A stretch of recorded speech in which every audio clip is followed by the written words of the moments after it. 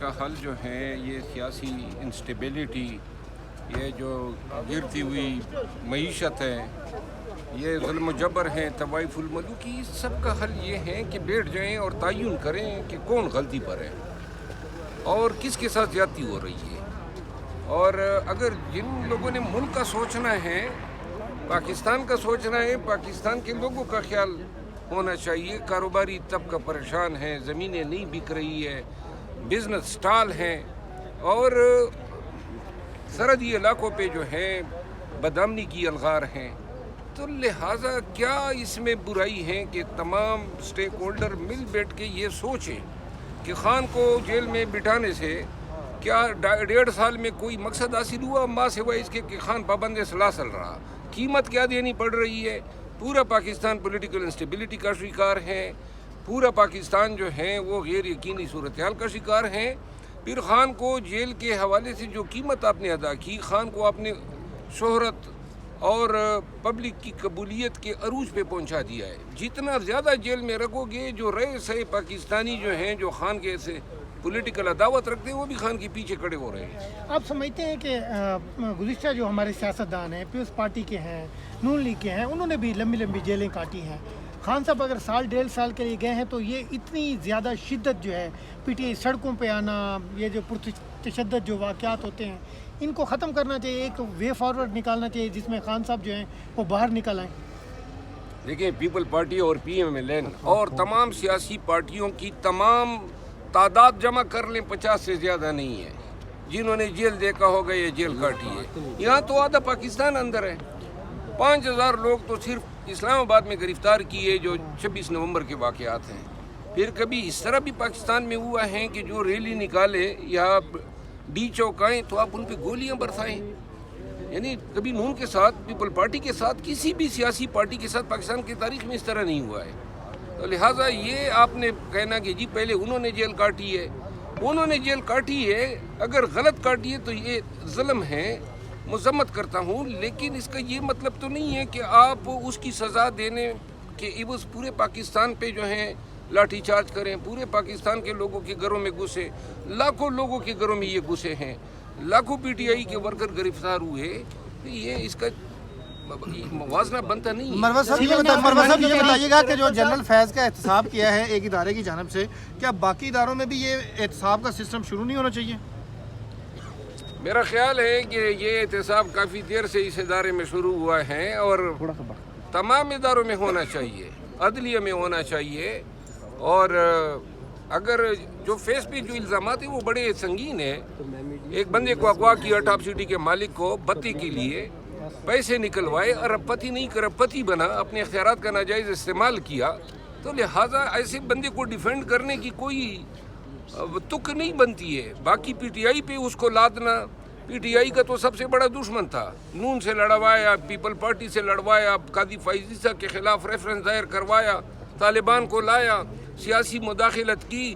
آج یہ جو نون اور یہ تپے ہوئے ہیں، کام ان کے اور باجوہ کے تھے، اور سختی جو ہیں ان کے تمام توپوں کا رخ ہماری طرف ہے۔ وہ خود بھی اچھی طرح سمجھتے ہیں کہ ان کو لگام کس نے ڈالی ہوئی تھی، تو لہٰذا یہ جو اور ابھی یہ کہتے کہ 12 مئی کے ساتھ تانے بانے، 12 مئی کے تانے بانے ان کے ایسے ہی ملیں گے جس طرح ان کو سائفر کیس میں ملے، عدت کیس میں ملے، یہی دڑام سے گریں گے۔ لہٰذا بہتر یہ ہوگا کہ فیض کا احتساب اپنے معاملات کی حد تک رکھے، ہمیں اس میں نہ دھکیلے۔ شرف افضل صاحب، فیض حمید کو جس طرح کی سزا دی گئی، اس وقت کا آرمی چیف باجوہ صاحب کیا آپ کے خیال میں بے گناہ ہے یا اس کو بھی سزا ملنی چاہیے؟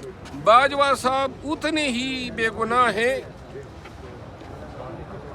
جتنا شیطان کو جنت سے نکالتے ہوئے جب اس کو موجب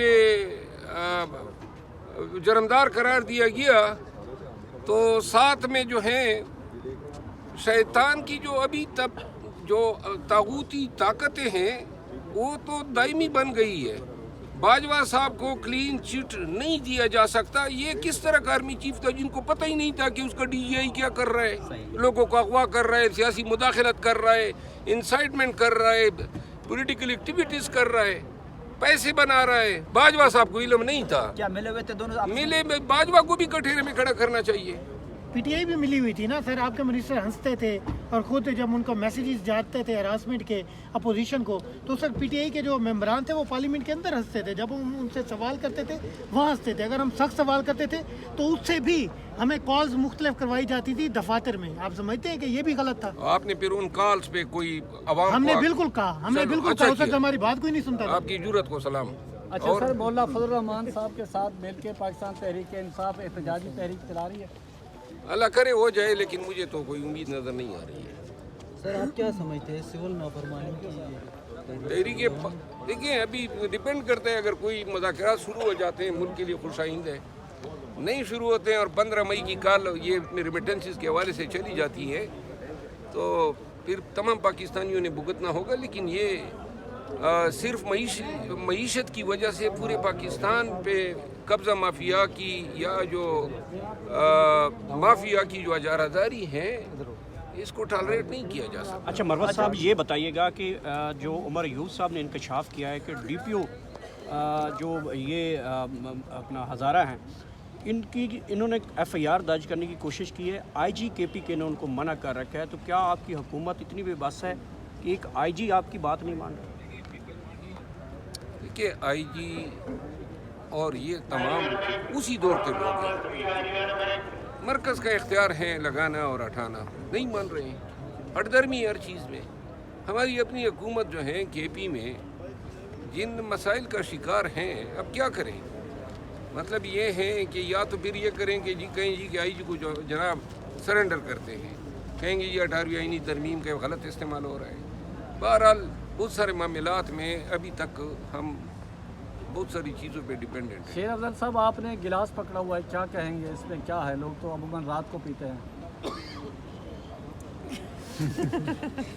अब पीने की बात आ गई सर। यार मेरी बात सुनो, आज सुबह से आप लोगों के सवालात बड़े गलत हो रहे हैं मुझसे। उधर भी कोई साफ़ी मुझे कह रहा था कि आप साफ़ी नजूमी हो गए हैं। नजूम से हमारा क्या ताल्लुक है? ये यार मैं काफ़ी का शौकीन हूँ और मैंने ज़िंदगी में जो है ना जिस चीज़ की तरफ आप इशारा करते हैं,